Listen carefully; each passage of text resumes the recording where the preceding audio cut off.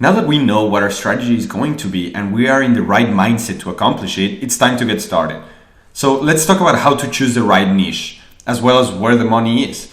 The whole point of this strategy is to upload many simple apps quickly. Now they can all belong to the same niche and have different themes, or you can just go with trending themes and not have a specific niche. Both approaches have pros and cons that we will discuss later. But I personally don't have a single niche. I upload apps belonging to different niches, so I can try to appeal to and target different audiences, and I will tell you why. However, I do have a couple of niches that I use more than others. Well, before we start talking about where to go to find a niche or theme, you first need to know who your target audience is going to be. Who are you aiming for? Do you want to target to young adults in their 20s, or do you want to make games for teenagers? Do you want to make apps for professionals, or how about kids? Do you want to make apps that kids will use? Are you aiming for men, women, or both? What's their age? What do people you are aiming for like? What are their interests?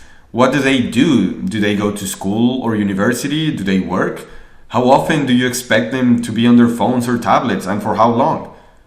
Do they have money or access to money? That's an important question, isn't it? Do they have access to money?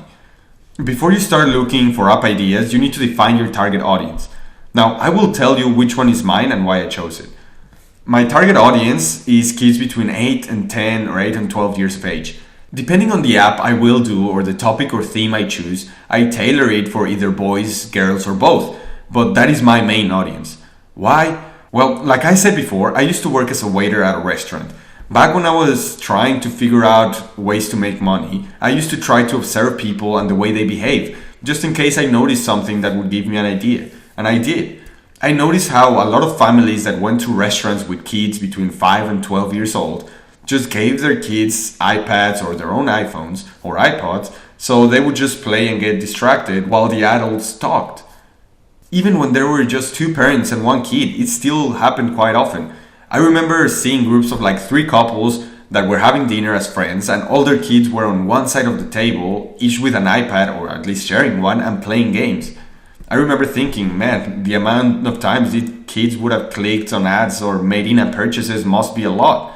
I could just picture the parents at the end of the month asking young Timmy why there are $50 extra charged to their credit card from a so-called Crossy Road.